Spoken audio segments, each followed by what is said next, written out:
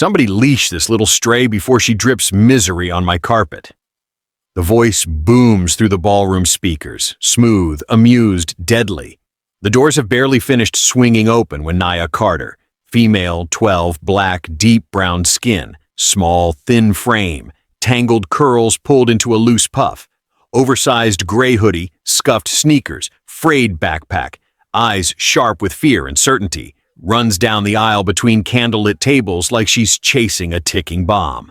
On stage, Graham Wexler, male, 46, white, ruddy skin, billionaire food tycoon, immaculate tuxedo, cufflinks flashing, camera-ready smile that never reaches his eyes, turns toward her with the lazy disgust of a man who believes the world exists to keep people like her out.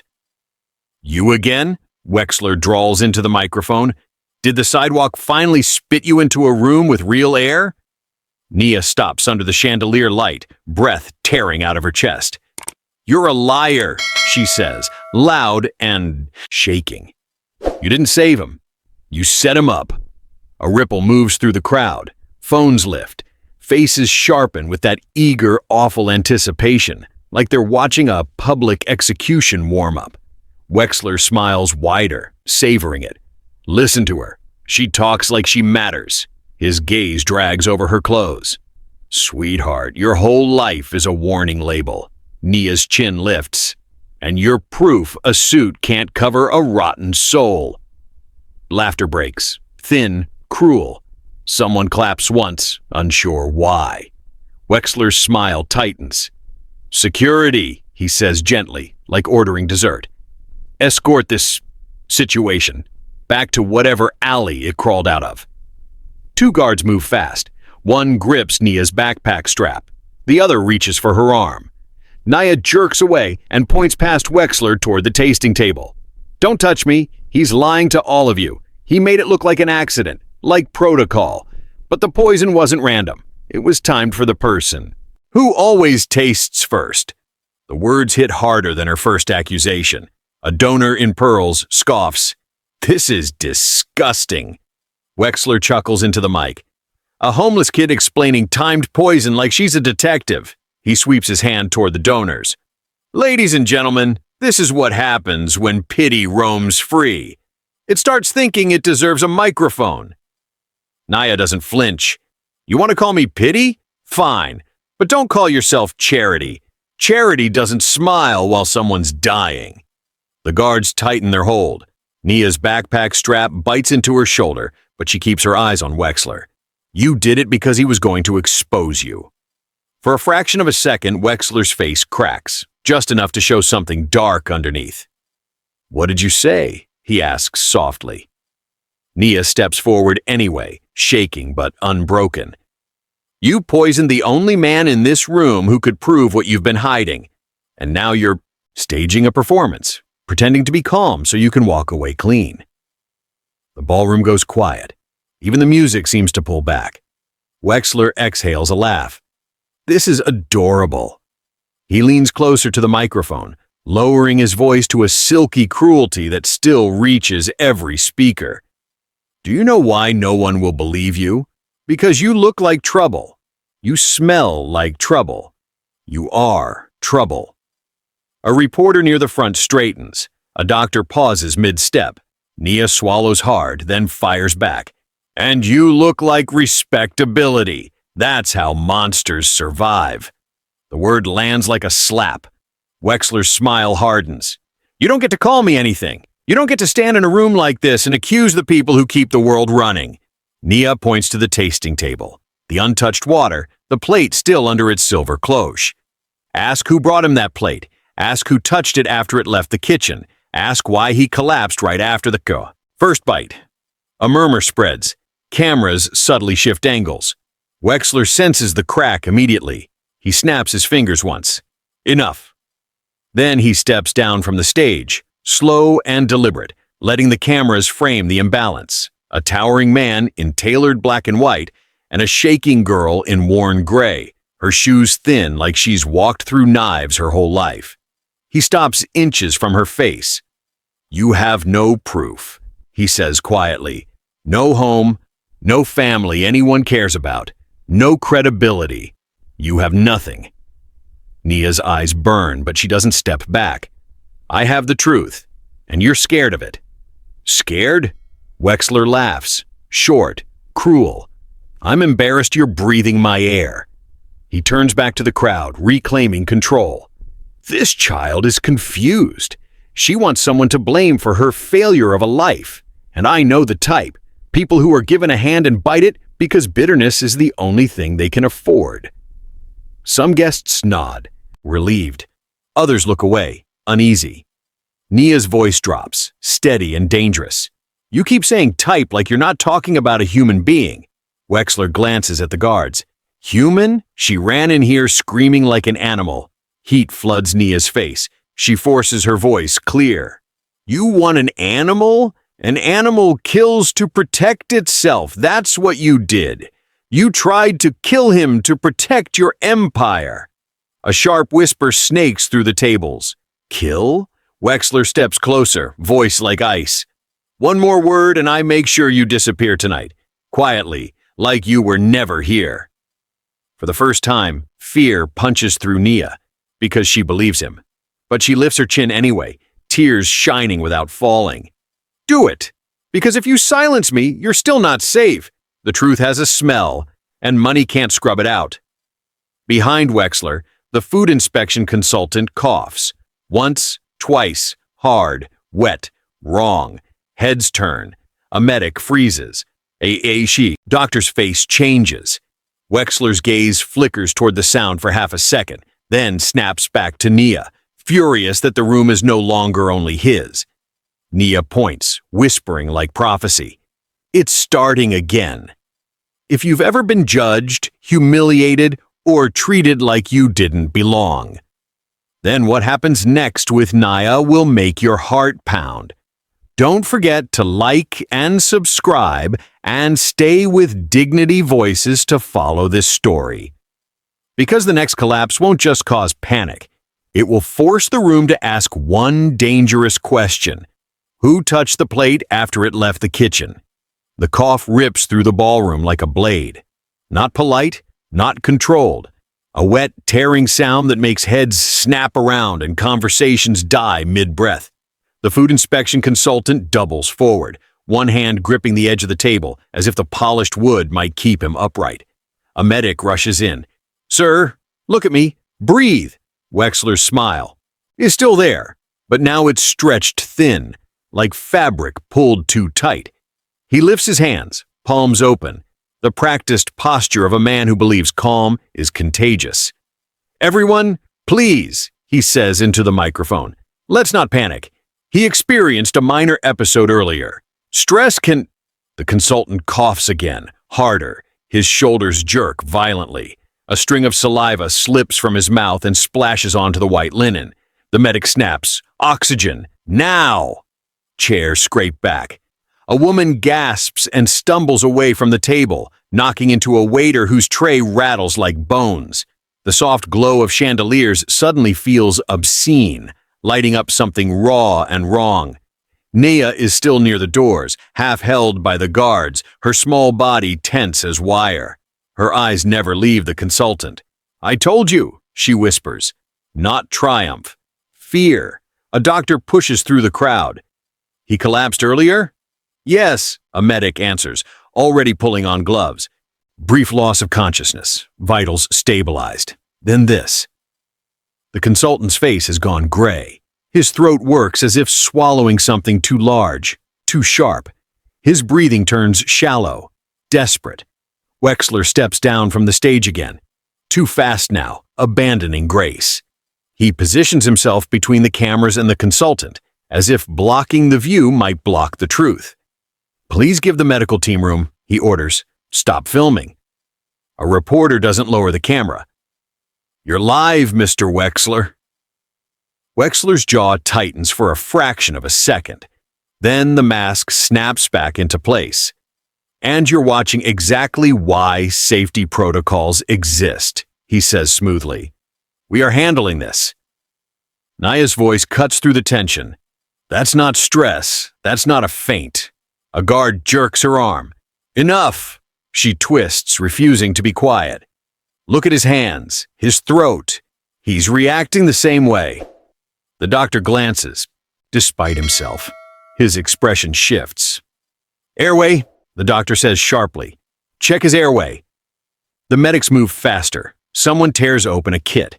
Another calls for a stretcher. The word ambulance ripples through the crowd like a spark in dry grass. Wexler senses the mood turn and pivots with it. This is exactly why disruptions are dangerous, he says, pointing. Not at the consultant, but at Naya.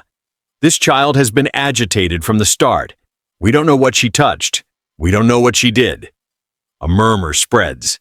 Fear looks for a shape, and Wexler gives it one. A donor whispers, she could have contaminated something. Nia's head snaps toward him. I didn't touch anything. Wexler steps closer to her, lowering his voice just enough to sound reasonable. You see, he says to the crowd, chaos creates chaos. Nia meets his eyes.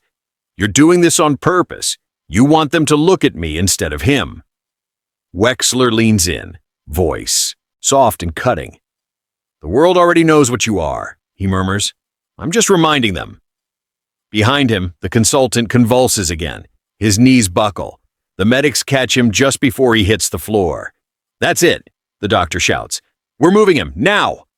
The illusion shatters. Medics rush the consultant toward the green room behind the stage. Guests scatter, dresses brushing chairs, shoes slipping on marble. Phones follow, capturing everything. The ballroom no longer feels like a celebration. It feels like a crime scene dressed in velvet. The guards haul Naya toward the service corridor. She stumbles but doesn't fall, her eyes still locked on the consultant as he's wheeled away. This isn't random, she says, breathless.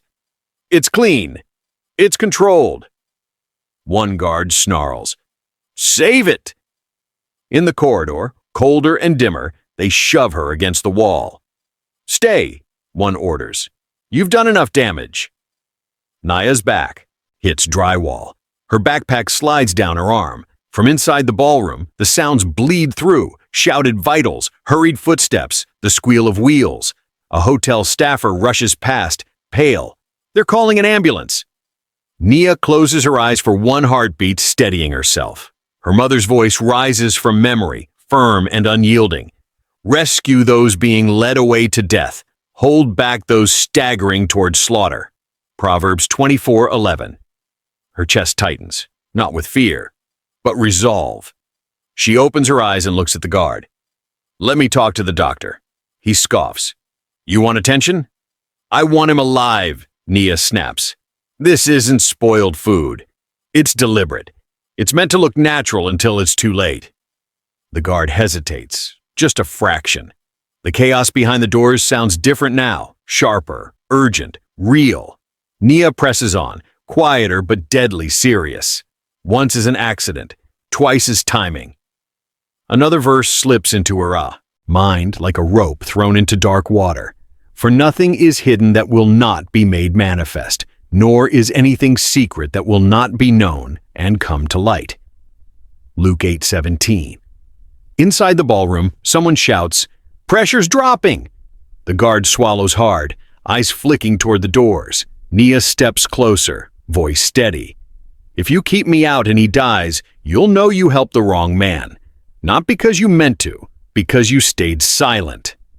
The guard's jaw tightens. For a long moment, he says nothing.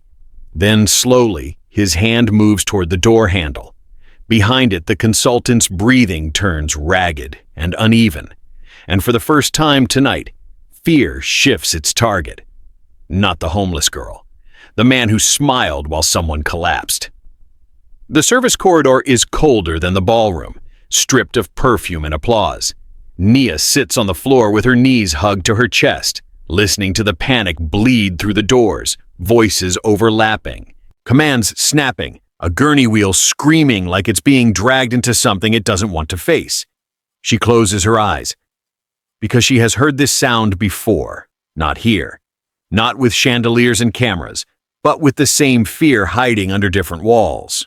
Her mother used to come home after midnight, shoulders slumped, hands raw and red as if the skin had been scrubbed too hard.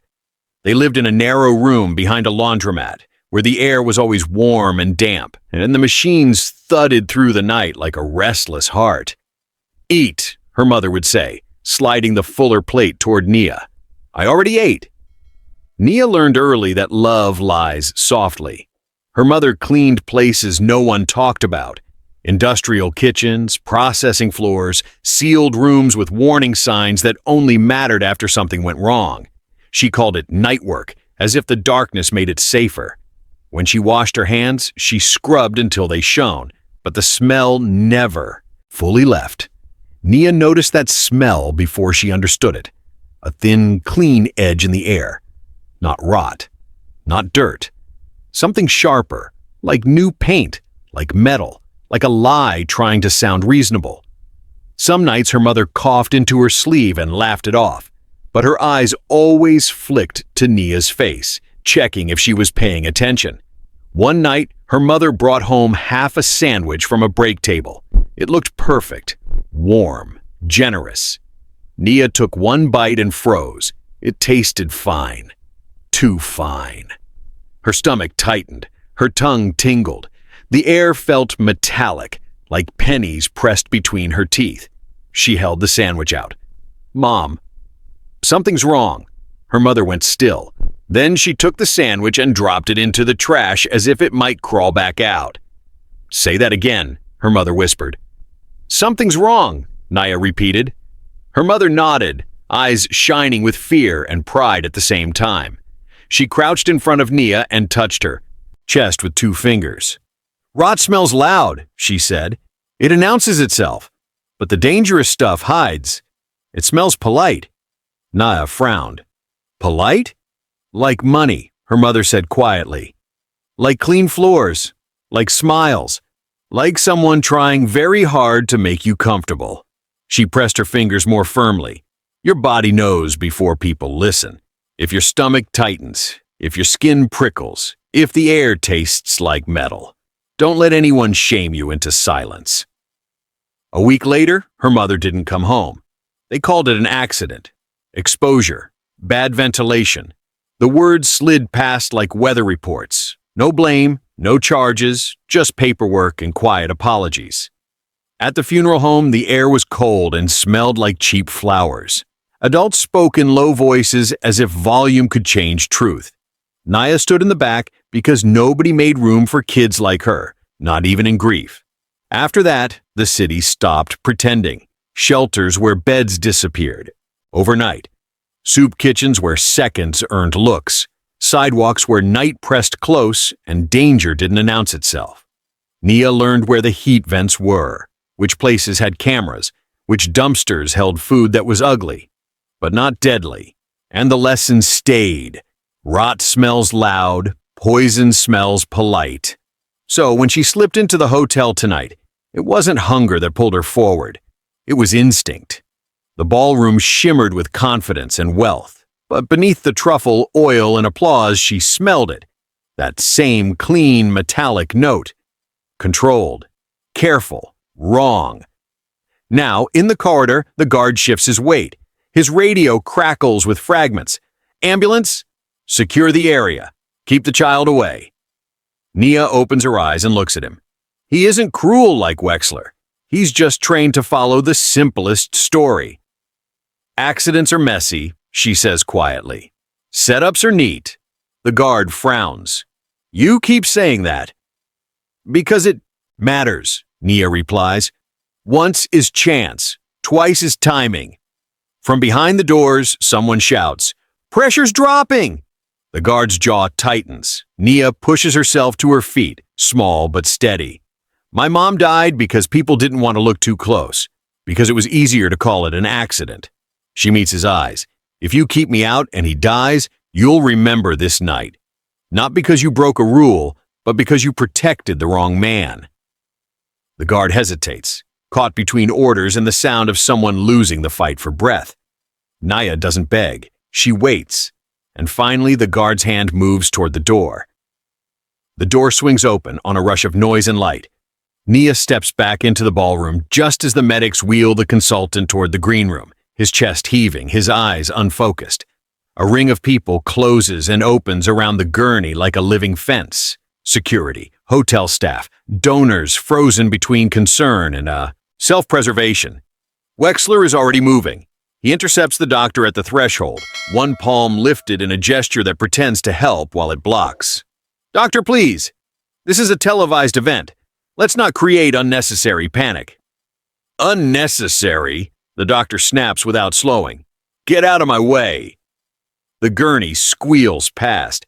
Wexler turns to the cameras, voice steady, posture perfect. "Ladies and gentlemen, thank you for your patience. The consultant experienced a recurrence. He's receiving care. We will proceed with transparency." Proceed. The word lands heavy. Naya feels it, the shift. The room is looking for a script, and Wexler is writing it in real time. Security closes in on her again, hands hovering like she's about to explode. Wexler doesn't look at her yet. He lets the cameras settle first.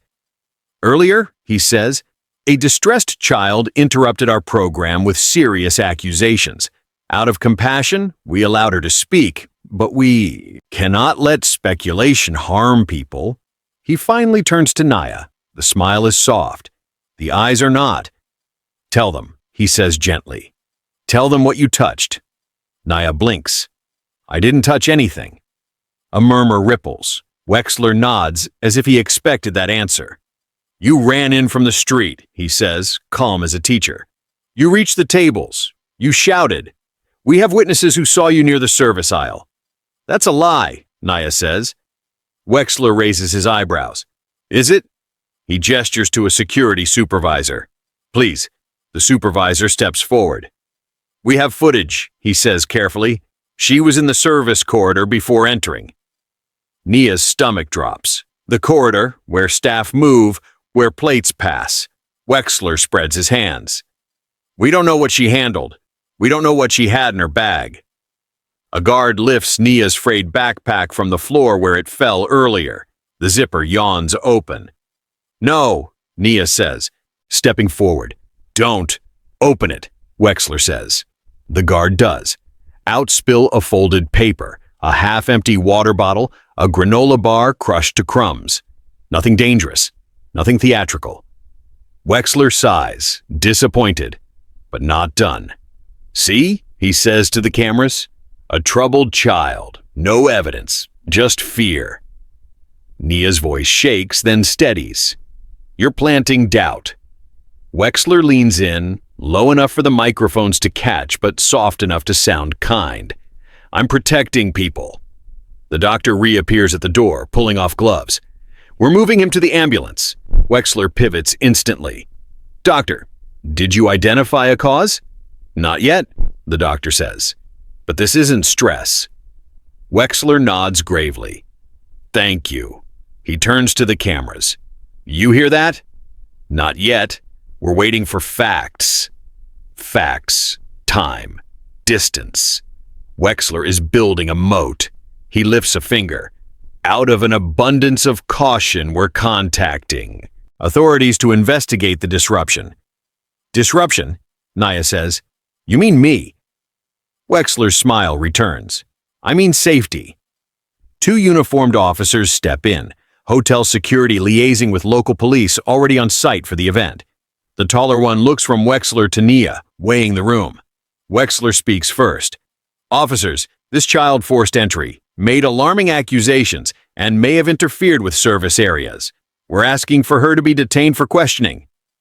Detained. The word clicks into place like a lock. Nia feels the trap close. She looks around, at the donors avoiding her eyes, at the cameras hungry for a villain, at the staff who don't want trouble to land on their shift. She sees how easy it is to choose the smallest body and call it order. "No," she says, loud enough to cut. "You're doing this to protect yourself." Wexler sighs, as if burdened. "This is why we have institutions," he says. "So feelings don't override reason." One officer steps closer to Nia. "Miss, we need you to come with us." Nia's heart pounds. She thinks of the corridor, of doors that close quietly. She thinks of her mother's warning about silence. "Ask him one question," Nia says, pointing at Wexler. Ask him who touched the plate after it left the kitchen. Wexler chuckles. We have logs. Show them, Nia says. Now. A beat. Wexler's eyes flick. Too fast. Those records are proprietary, he says smoothly. They'll be provided to investigators. Later, away from cameras, away from a child who won't stop talking. The officer reaches for Nia's arm. Wait, a voice says. The reporter with the shoulder rig steps forward. If this is about safety, shouldn't we secure the service corridor footage? She was there, you said. So were staff. Wexler's smile tightens. Of course, the reporter presses. Then why detain her before reviewing it? The room holds its breath. Wexler steps in front of the camera. We are not litigating this on air. The doctor's voice cuts through from the doorway. We need space. As the ambulance doors slam outside, the sound echoes like a verdict not yet delivered. Wexler uses it. Officers, he says softly. Please. The officer's hand closes on Nia's arm. Nia doesn't pull away. She looks straight at Wexler. You're betting they'll choose the easier story. Wexler meets her gaze. They always do. She nods once. Then you're betting wrong. Wexler's smile fades a fraction. Take her. They move her toward the exit. Cameras follow, because spectacle needs motion. As they pass the service corridor, a hotel tech rushes in, tablet in hand. Sir, the tech says to Wexler, breathless. We've got a problem. The corridor camera, there's a gap. 10 minutes. It went offline during the tasting window. A murmur swells. Wexler's eyes harden. Fix it. The tech swallows. We can't. The feed's gone. Nia stops walking. Convenient, she says. The officer hesitates. The reporter raises the camera. Wexler steps closer to Nia, voice low and sharp. You think you won something? All you've done is make this mess bigger. Nia lifts her chin. That's what truth does. Wexler straightens, choosing authority. Officers. They resume. At the door, Nia turns one last time to the room. This room of money and manners and fear.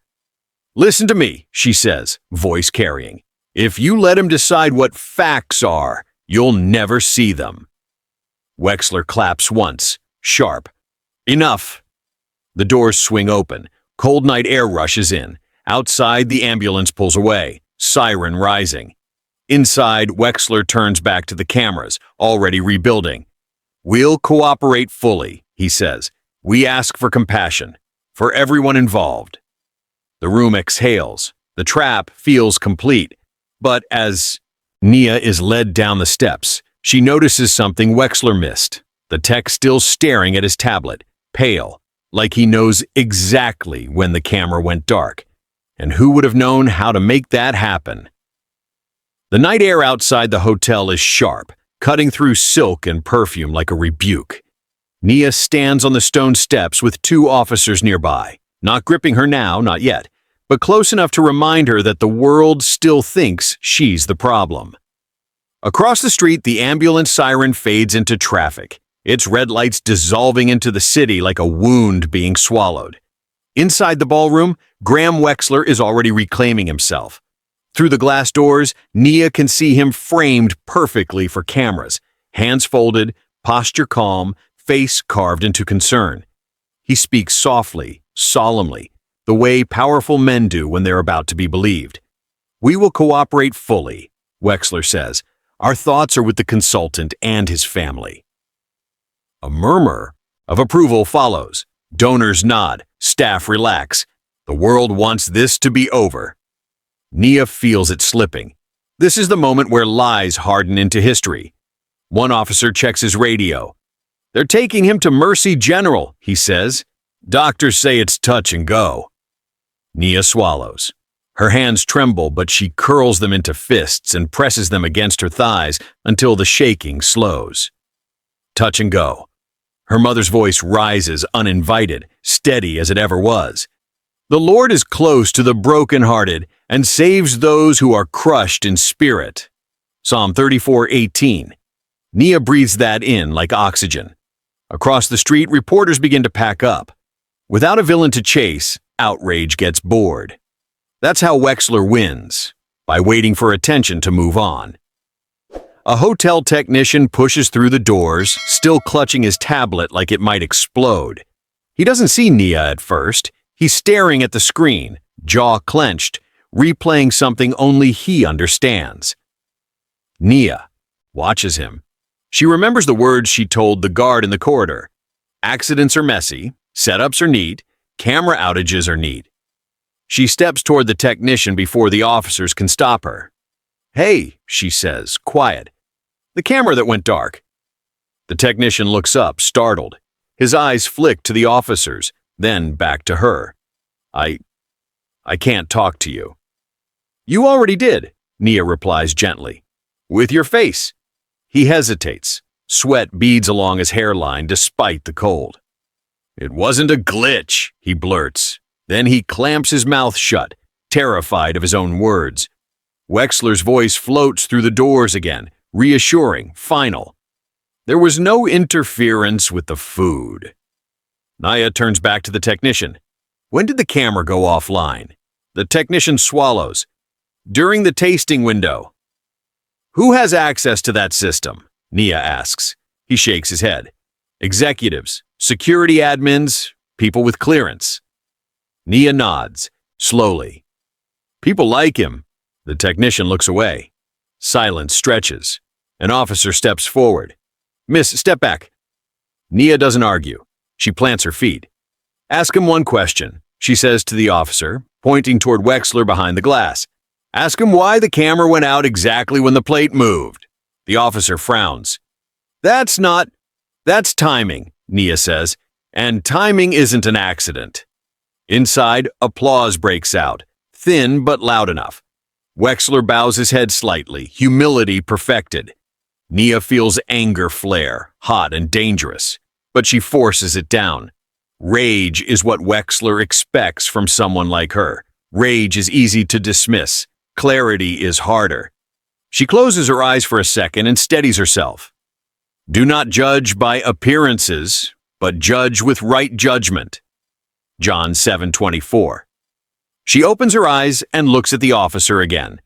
"I don't need you to believe me. I need you to delay him." The officer hesitates. "Delay what?" "His ending," Nia says. "Because if he walks away tonight, the truth dies quietly." The officer looks torn. Then his radio crackles. "Command wants statements," a voice says, "especially about the camera outage." The officer straightens. "Copy." Nia's pulse spikes. A delay. A crack. Inside the ballroom, Wexler's smile falters for the first time when he notices the officers haven't left, and that they're talking to the technician. He steps toward the doors, irritation flashing. "What's going on?" Wexler asks, voice smooth but edged. The officer answers neutrally. "We need to ask about a camera outage in the service corridor." Wexler's jaw tightens. "That's a technical issue." "Technical issues have timestamps," the officer replies. The technician's hands shake as he holds up the tablet. "The system log shows a manual override," he says, "not a failure." A hush falls inside the ballroom. Wexler laughs lightly. "You're letting a child's hysteria turn this into theater." Nia steps forward, voice carrying. "Then why did you need the camera dark?" That question lands heavier than any accusation so far. Wexler's eyes lock on her, cold, calculating. "Enough," he says. "This has gone too far." But the room has shifted. Donors aren't nodding now. They're watching. Reporters lift cameras again, sensing blood. The officer turns to Wexler. "Sir, we're asking you to remain available." "Am I being detained?" Wexler asks, smile strained. "No," the officer says. "Not yet." Not yet. Nia feels it, the fulcrum tipping. She looks past Wexler, through the glass, toward the street where the ambulance disappeared. "If he survives," she says quietly, "he'll tell you who touched the plate." Wexler's eyes flick away. Just once. That's all she needs. For there is nothing concealed that will not be disclosed, or hidden that will not be made known. Luke 12:2. The technician exhales, as if something inside him finally snapped free. There's more, he says. The override came from an executive device. Every camera in the room clicks back on. Wexler steps back, raising his hands.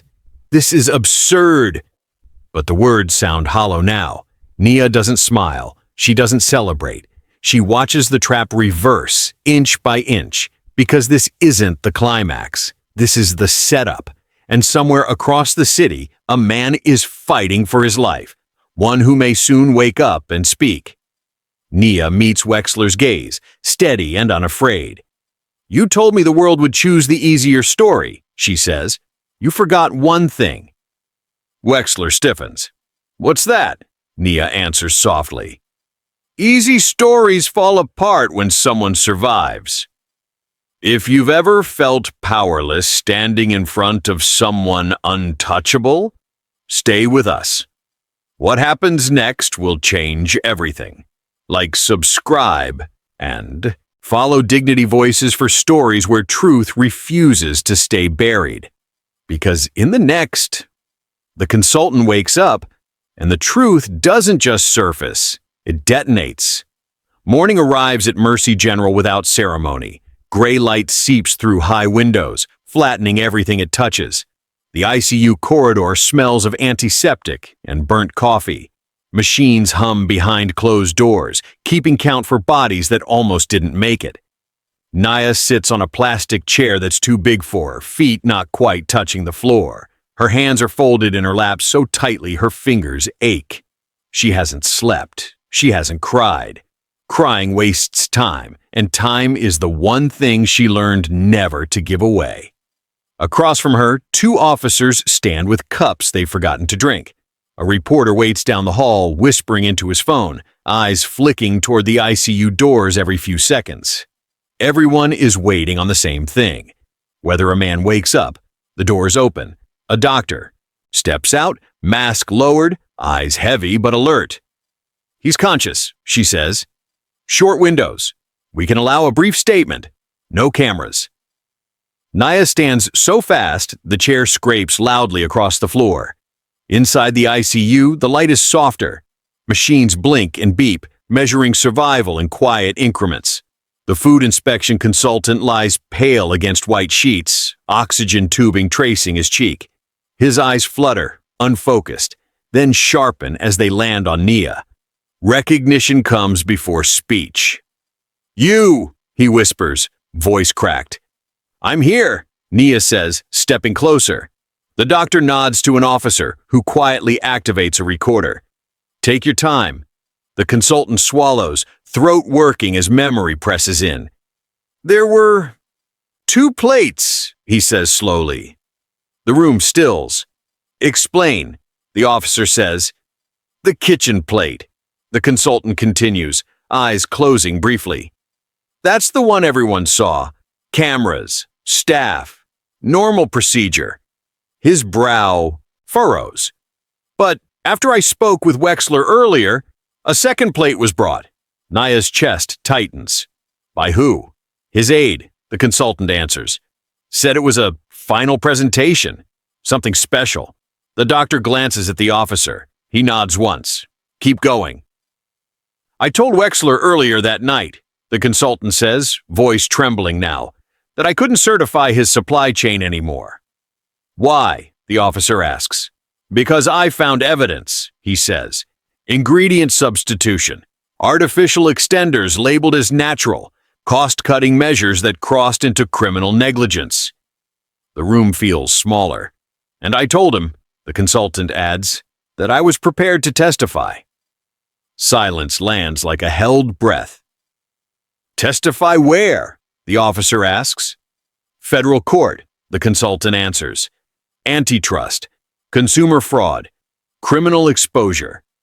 Nia feels something shift inside her. Not triumph, but gravity. This is bigger than a gala, bigger than humiliation. What about the substance? The doctor asks gently. The consultant's eyes open. It wasn't food contamination, he says.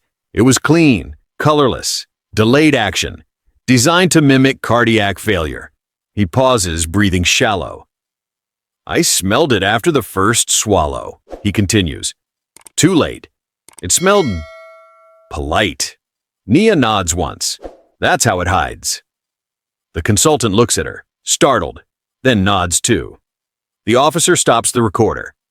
Outside the ICU, the building wakes all at once. Phones buzz, orders move, evidence requests fire off, warrants unlock like doors finally forced open.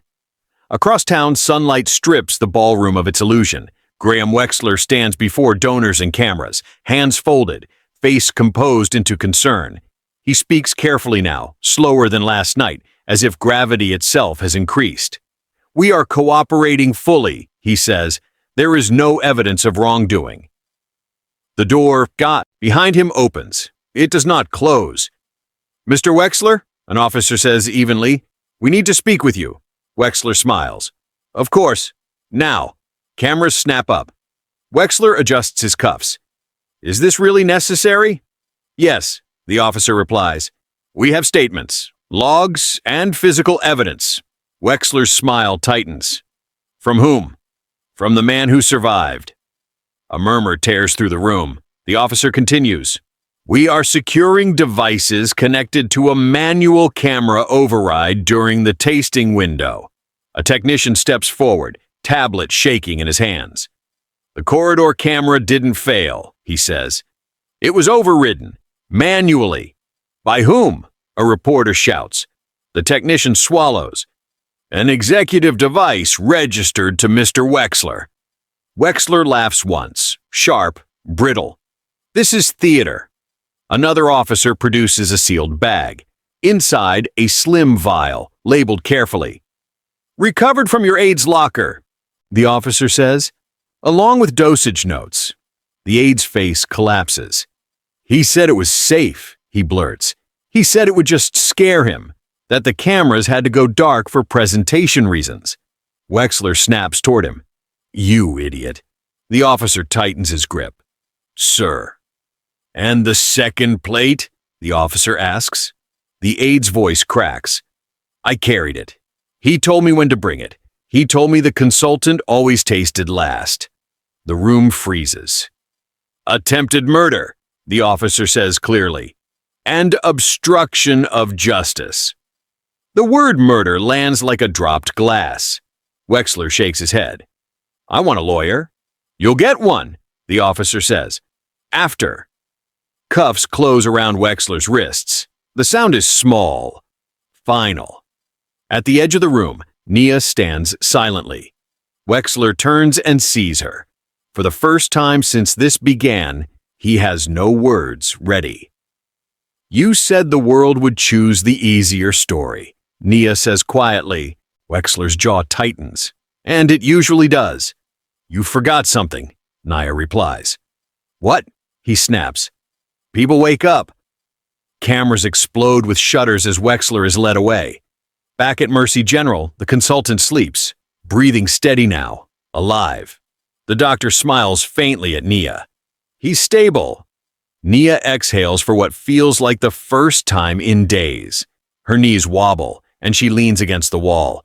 An officer approaches gently. We'll place you under protective care. Nia nods. Her thoughts drift. Not to Wexler, not to cameras, but to her mother, to bleach-stained hands, to a lesson whispered into the dark. Truth doesn't need permission, Nia says softly. It just needs time. The officer nods, and somewhere between night and morning, power changes hands, not with applause, not with speeches, but with proof, the kind that survives. The price arrives quietly at first. It doesn't come with sirens or handcuffs. It comes as emails sent at dawn, as board members canceling flights, as assistants deleting calendars they once guarded like scripture. It comes as doors that no longer open automatically for Graham Wexler. By mid-morning, the headlines settle into place. Food tycoon arrested in poisoning plot consultant testifies after ICU recovery camera override tied to executive device. The words repeat across screens, mutating, multiplying. Each retelling strips a little more polish from the man who once controlled the narrative by clearing his throat. At the courthouse, Wexler steps out of an unmarked vehicle into a corridor of cameras. His suit is still perfect. His face is not. He doesn't look at the reporters. He looks past them, toward an exit that no longer belongs to him. Inside, prosecutors move fast. Charges stack: attempted murder, conspiracy, obstruction, witness tampering. Each count is read aloud with the calm efficiency of people who have waited a long time to say these words. Wexler's attorney argues for bail. "He's a public figure," she says. "No flight risk?" The judge doesn't blink. "Public figures don't get special gravity," she replies. Denied. The gavel falls. The sound is small. The effect is not.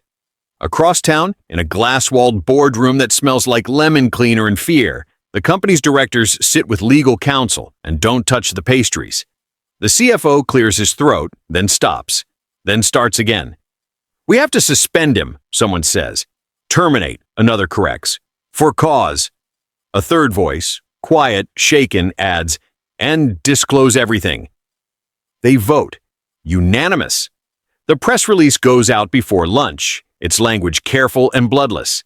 In light of recent events, effective immediately. Committed to transparency. Transparency arrives late. It always does. Suppliers call in panic. Contracts freeze. A regional distributor pulls out, then another. Stock dips, rebounds, dips again. Analysts debate brand risk on cable news, drawing lines on screens as if morality were a graph that could be corrected with the right angle. At Mercy General, the consultant sits up in bed for the first time, color returning to his face in cautious increments.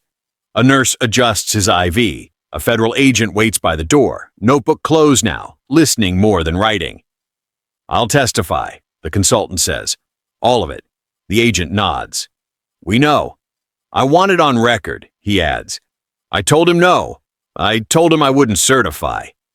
"We know," the agent repeats. Outside the room, Nia waits with a social worker who keeps her hands folded and her voice steady. Nia watches the floor tiles. White, scuffed, honest. She has learned not to trust rooms that hide their stains. The consultant asks to see her. When she steps in, he looks smaller than he did under the chandeliers. Human. He studies her with something like wonder and something like shame. "You saved my life," he says. Nia shakes her head. "I didn't poison you." He almost smiles, then stops. "I mean, you listened." Nia nods. "My mom taught me." He swallows. "I owe her." Nia doesn't answer. Debts like that don't close cleanly. Outside, the world keeps tally. Wexler's aide accepts a plea deal by sunset. Security logs corroborate the timeline. The technician's statement holds. The camera gap becomes a fixed point. 10 minutes that will be replayed in court until everyone understands what absence can do. That night, donors release statements of shock and sorrow. Some apologize. Some pretend they never applauded. Some quietly delete photos. The gala becomes a case study in how crowds borrow courage from power and return it the moment power stumbles. On the courthouse steps, a reporter asks a question that lands harder than most. Why did it take a child to stop him? The silence that follows is long enough to be heard. Nia hears it. From the back of the room, watching on a muted screen. She feels no triumph, only the ache that comes from knowing how many nights ended differently before this one. In a holding cell, Wexler sits alone. The fluorescent light is merciless. His phone is gone. His name echoes off concrete in ways it never has. He thinks of the boardroom, how they looked at him today, not with awe but with arithmetic. He thinks of the aide's eyes when the truth broke.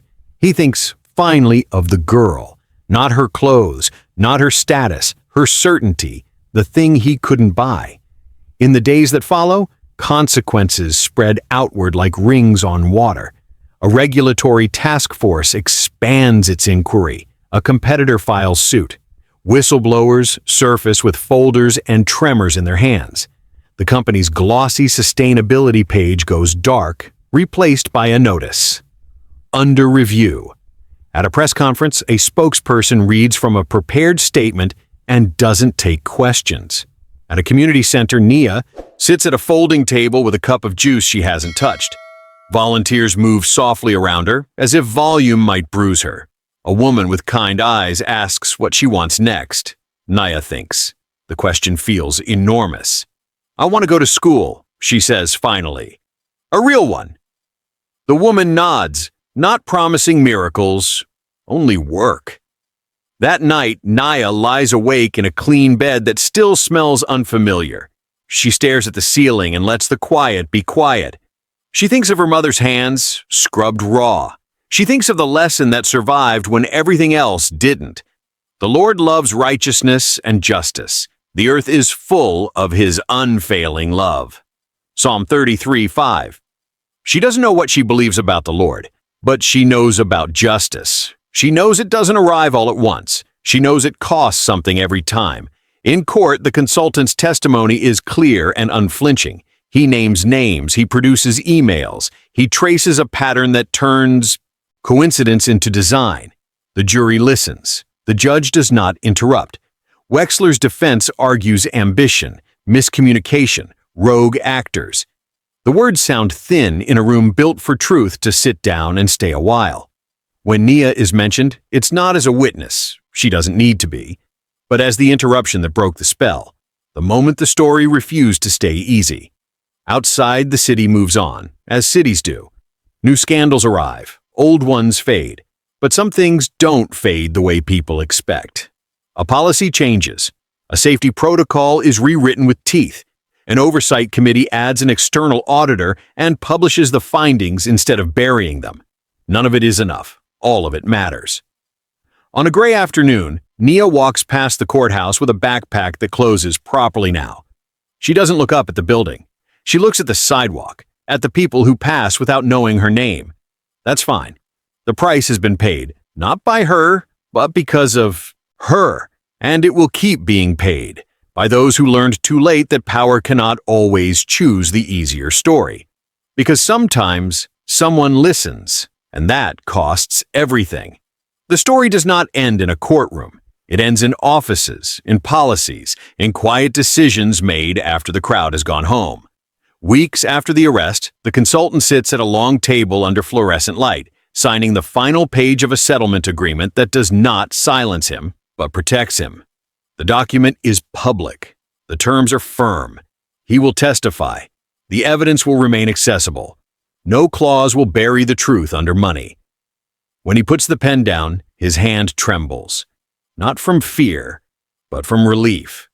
Across the city, the corporation Graham Wexler once controlled works to survive its own exposure. The board dissolves his authority completely.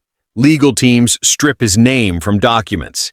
His portrait is removed from the lobby wall in silence, taken down by staff who never thought they would touch it. An executive apology is issued the following week, not by Wexler, by the company. It is not emotional. It is not dramatic. It names failure of leadership, of oversight, of conscience. It acknowledges harm without excuses. Analysts call it unusually direct. Survivors call it late. Both are true. Behind the apology sits a thick binder labeled Reputation Management, filled with canceled sponsorships, withdrawn partnerships, frozen campaigns. The brand's carefully constructed image collapses faster than anyone predicted.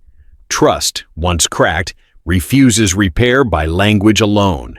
What forces real change is the fourth document. A revised charter, approved under regulatory supervision, introduces mandatory brand accountability, independent audits, external safety oversight, whistleblower protections enforced by law, not HR, public disclosure requirements that prevent quiet settlements. The changes cost millions. That is the point. Wexler appears only once more in public, through a statement read by his attorney. His words are measured, strategic, distant. He acknowledges errors in judgment. He avoids motive. He avoids names. The cameras record it anyway. The world has moved past listening to him. At Mercy General, the consultant walks out under his own strength, thinner but alive. He stops at the exit and looks up at the sky like it might disappear if he doesn't. When asked what he will do next, he answers without hesitation. "I will testify," he says, "as long as it takes." Across town, in a small classroom, Naya sits near a window and learns long division. The chalk squeaks, the clock ticks.